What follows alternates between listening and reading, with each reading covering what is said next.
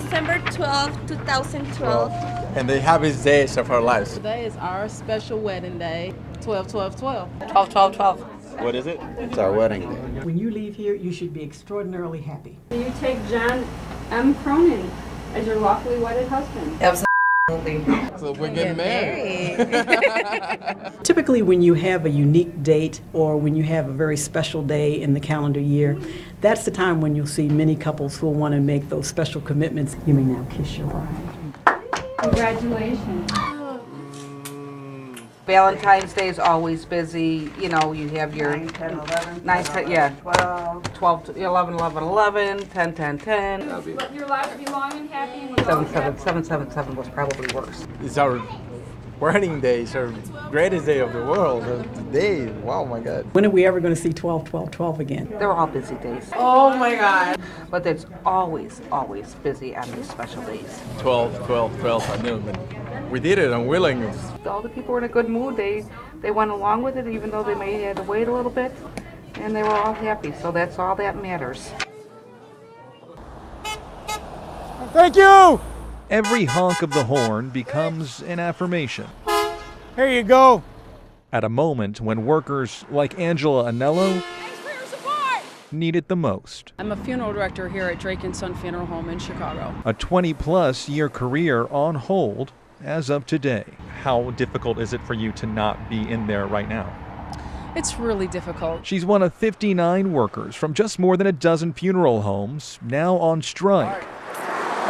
The walkout coming after contract talks collapsed with funeral home giant SCI, a Houston-based company behind Dignity Memorial Homes. Workers insist their needs are simple.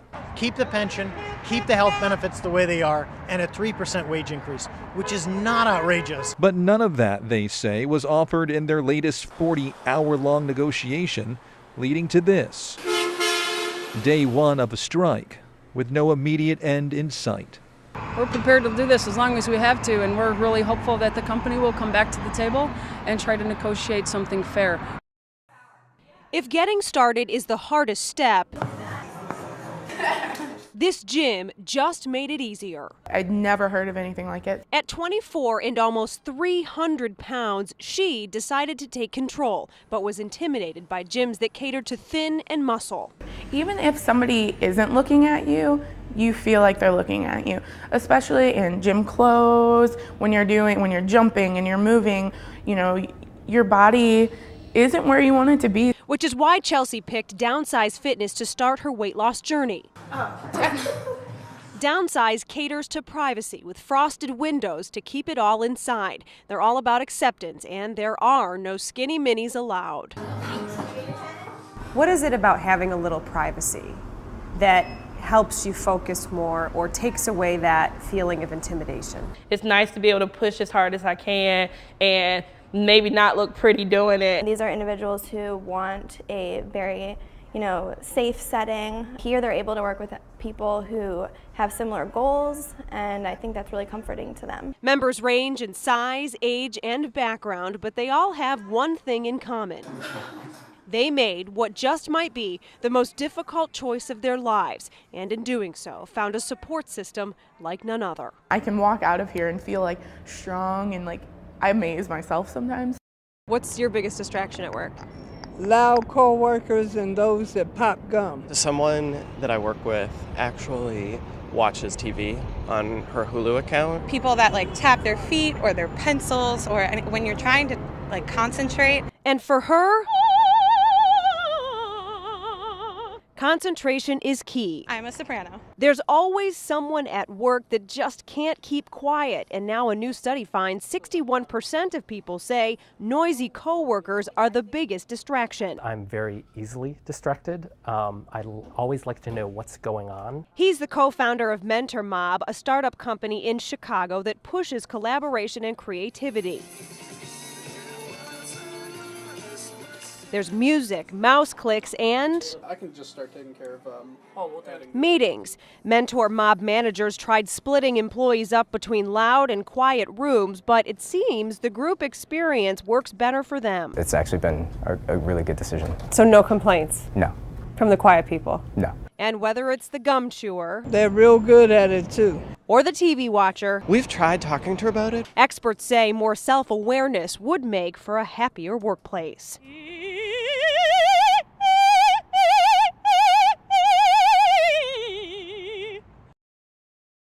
They're neither police officers And the Apex. nor FBI agents. These are the branches. So when you got your PhD in botany, did you ever think you'd be involved in a criminal investigation? That would have been the furthest thought from my mind. But Matt Van Conrad and his colleagues from the Field Museum's Botany Department traveled to Ludington, Michigan, looking for evidence of a crime among the plant life here.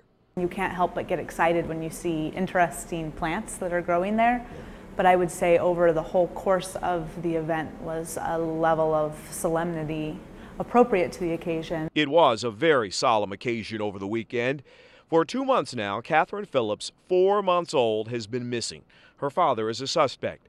Police say tiny plant fragments were on his shoe, so they enlisted the Field Museum team, hoping to find the baby's body. This is a leaf right there. Eventually, what they collected will end up here at the museum. It's one thing to look at it with the naked eye. It's another thing to look at it under the microscope here. Yeah, so you can have an okay idea in the field, but the characters are so small, they're microscopic leaves. Scientists, now criminal investigators. When you sort of stop to think the tragedy of the case and the fact that somewhere, in this immediate vicinity could be, this tragic event took place, that did cause a lot of emotion.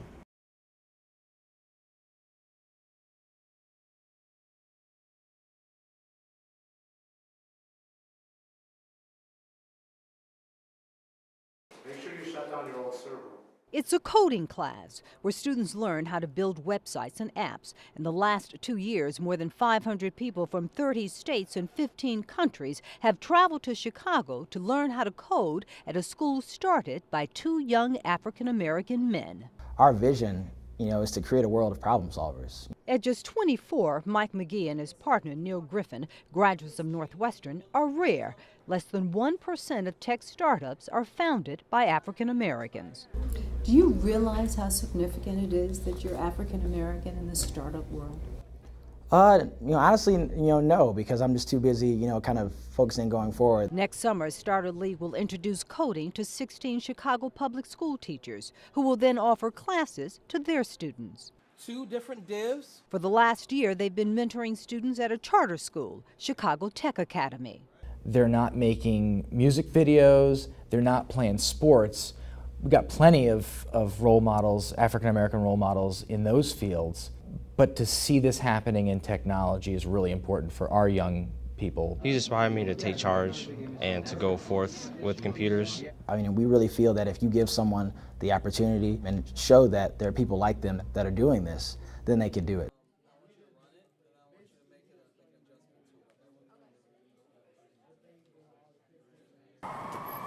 We set out this morning in our winter boots to find spring.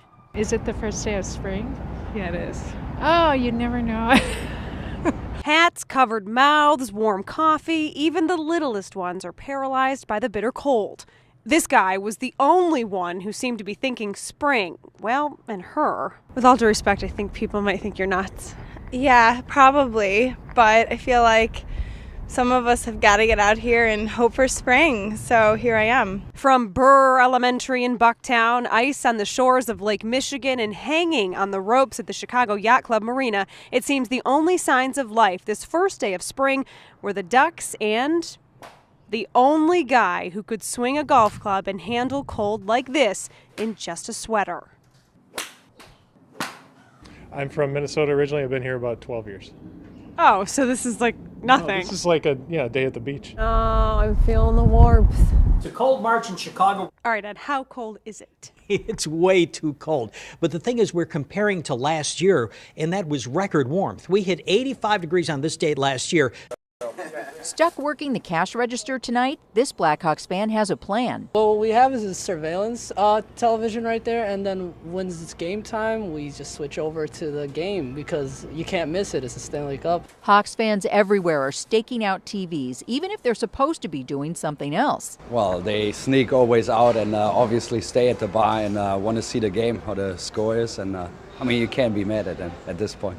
Game 6. I'd say there'd be a drop in business around that time. But at Floyd's 99 Barbershop, they'll have the game on. It's going to be a little distracting for you, won't it? They might want to be careful. I'm going to be glued to the TV, so I don't know. Some haircuts might get a little botched. And week 1 to week 8, yeah.